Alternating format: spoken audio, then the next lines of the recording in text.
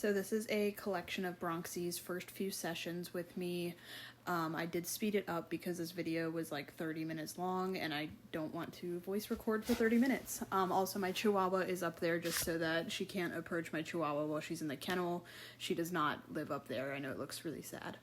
So this first session, this is our very first session. All I'm doing is I'm just rewarding her for showing interest in me. I'm building up my marker word. I say, good, you get food. That's going to help to clarify things for her in the future as we start doing stuff. So we're starting place. I chose to start with place for her because Bronxie is a overthinker to the max. So she loves to just think nonstop, which is great. She's going to be really great to train with. But that's why we have a lot of like anxious behaviors. So physically, she's not very sensitive, as in like, correction levels and things like that, which we'll talk about later in this video. But emotionally, she is a little bit sensitive, as I'm sure you guys know. So, she does get offended quite easily. She does get, she's very altered by external stimuli, so stuff like loud noises, new environments. She does seem to get a little bit bothered.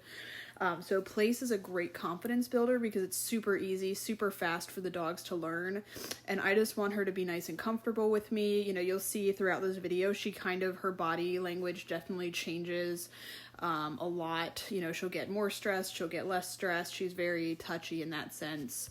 So place is super easy, something she doesn't have to overthink about, and we can just kind of make it a fun experience overall.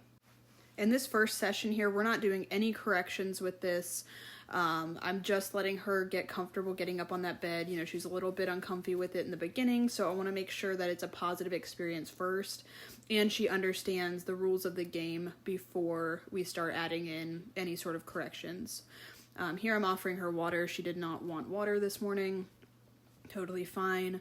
I gave her some lovings as well because I want her to enjoy her time with me. I did have to bribe her to get her off the bed so I could move it, so that is a good sign. She's enjoying being on place. This session, we are still kind of just making it fun, making it chill, and then our next session will be where we start actually getting into the cool stuff with the place. So we're just having fun. Now we're going to start adding in our corrections and things. So I do have her on a small prong collar. As I said, she is not a sensitive dog physically. It's just emotionally she is. So I had to kind of put my hands closer to her body to put on this collar versus what I've been doing with the slip leash, and I'm starting stays here. That's why you see me kicking. I'm starting to desensitize her to me moving while she's on the bed. But I had to be a little bit more up in her business with that collar, and you can see that her body language is a little stiffer just because of that. And you'll see after I correct her, she does get offended. But one of the things we do have to teach the dogs is to work through that uncomfortable pressure, and it's not about it hurting the dog. It doesn't hurt them physically, but life has pressures to it. So stuff like going to the vet, they don't enjoy that, but it's a pressure they have to learn to get over. And the same thing goes for our corrections, because it's less about bringing pain to the dog to get them to do something. That's not what we're trying to do. We're trying to give them clarity. So, my yes is very clear, right? I have food, but she needs to learn to focus on her behaviors because she does get, very wrapped up in her own mind.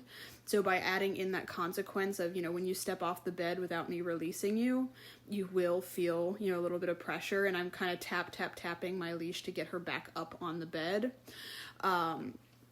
That kind of helps drive her in the right direction. It brings focus. So when we talk about an intensity and focus in dog training, which I have this probably in just about every video I post. So intensity, the dogs want to do the behavior. The dogs are very fast. The dogs are very crazy about it.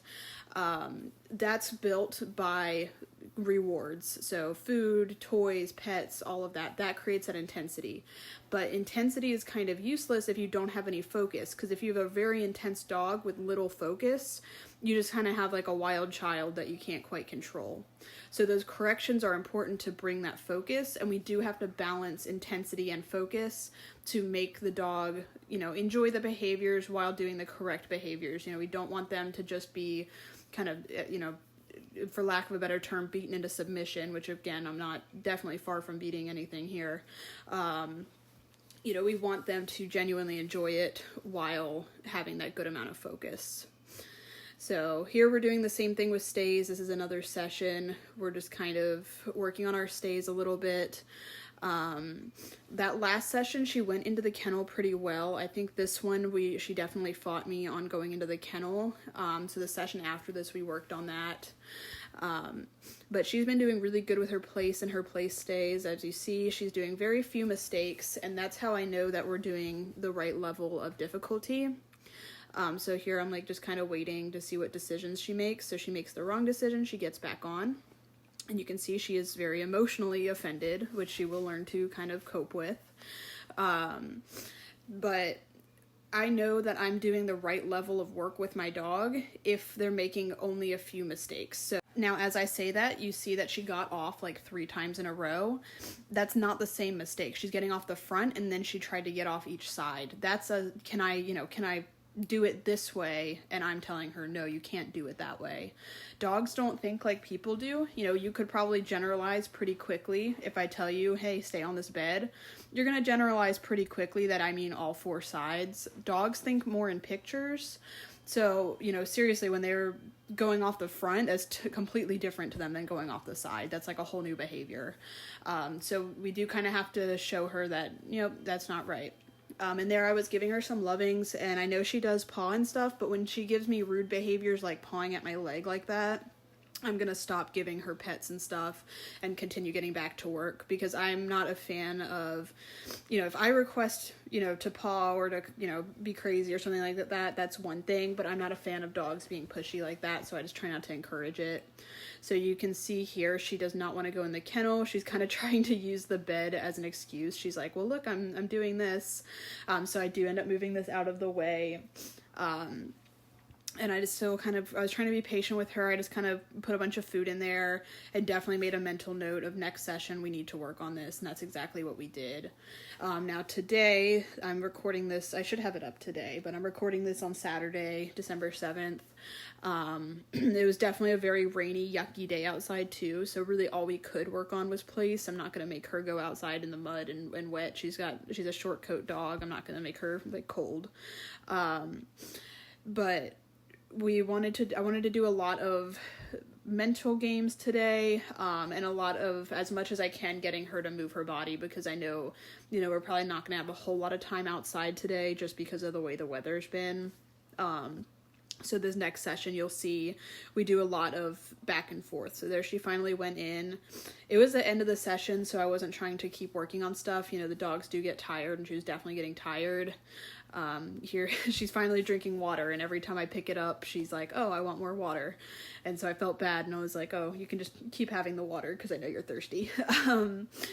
But so this one, I do start with her on that prong collar, just to make sure that she's not going to make those mistakes, because once I start adding in corrections, to be fair, I have to hold her accountable. So every action I ask her to do will have a consequence. She gets to decide, and this is the really big key to getting good quality dog training, is she decides what happens next. So she's training me to give her what she wants. She can choose to get on the bed and get food, which she definitely wants. She has fantastic food motivation. Or she can choose to get off the bed and feel pressure from the leash. So she's totally in control of what happens, and that's going to also be a huge confidence booster for her down the road. So what I'm doing in this session is I'm basically playing send to place, send to kennel, send to place, send to kennel. And just having her go back and forth, because I don't want her to think every time I go in this kennel, I get locked in there. That's why she probably doesn't want to be in it. Also, I'm sure this kennel looks different than the one she has at home, so it's a little bit weird on that front too. But I would like her to have practice of going in, chill, coming out, and getting on place. I like to create the automation of you come out of the kennel and immediately go on to place for the dogs, because that makes it easier when you're putting equipment on. It makes it easier just to do a whole lot of things, and it also prevents them to come out and be like crazy. It gives them an instant job to do, you know, a checkpoint to think about. So that's why I'm kind of building this automation for her. And yeah, so she's doing great. She's learning so fast, and I'm really excited to see what she learns next.